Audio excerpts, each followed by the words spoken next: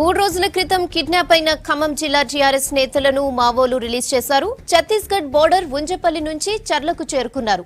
బుధవారం 6 టీఆర్ఎస్ నేతలను కిడ్నాప్ చేశారు మావోలు.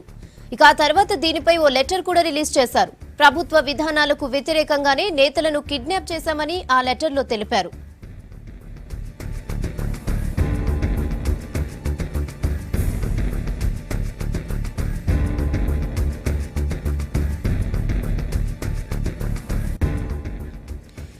మూడు రోజుల క్రితం కిడ్నాప్ అయిన ఖమ్మం జిల్లా టీఆర్ఎస్ నేతలను మావోలు విడుదల చేశారు. ఛత్తీస్గఢ్ బోర్డర్ ఉంజపల్లి నుంచి చర్లకు చేరుకున్నారు. బుధవారం 6 టీఆర్ఎస్ నేతలను కిడ్నాప్ చేశారు మావోలు. ఇక ఆ తర్వాత దీనిపై ఓ లెటర్ను కూడా రిలీజ్ చేశారు. ప్రభుత్వ విధానాలకు వ్యతిరేకంగానే నేతలను కిడ్నాప్ చేశామని ఆ లెటర్లో తెలిపారు.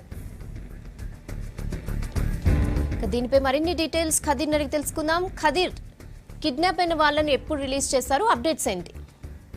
అయితే రెహానా 3 రోజులు బుధవారం మధ్యాహ్నం టీఆర్ఎస్ నేతలు కిడ్నాప్ కావడం జరిగింది. అదేవిధంగా ఆ రోజే వేములవాడకు చెందిన ఎంటెక్ విద్యార్థిని కూడా పోలీసులు అరెస్ట్ చేయడంతో వివాదం అనేది మరి కాస్తగా ఇది అయిపోయింది. అయితే ఆ రోజు నుంచి కూడా ఒక జగన్ మావోయిస్ట్ ప్రతినిధి జగన్ పేరు మీద కూడా లేఖ కూడా రావడం జరిగింది. అయితే అదేవిధంగా ఆ లేఖలో ఉన్న సారాంశం ఏంటంటే వరంగల్ ఉప ఎన్నికను బహిష్కరించాలి, అదేవిధంగా కూంబింగ్ నిలిపివేయాలి, లేకపోతే తమ బందీలుగా ఉన్న అంటే వీళ్ళని కిడ్నాప్ చేసిన వారిని హతమారుస్తామని చెప్పేసి కూడా హెచ్చరిక చేశారు. అయితే గతంలో మాదిరిగానే ప్రభుత్వాలు ఏ విధంగా అయితే పనిచేశారో ఇప్పటి నేటి ప్రభుత్వం కూడా అదే విధమైన పనులు చేస్తుంది. బహుళ జాతీయ కంపెనీలకు మాత్రం బూర్జువా వర్గానికి భూస్వామ్య వర్గానికి కొమ్ము కాస్తూ సేవలు చేస్తూ పీడిత ప్రజలను అన్యాయం చేస్తుందని ఆ లేఖలు వాళ్ళు ఆరోపించడం కూడా జరిగింది.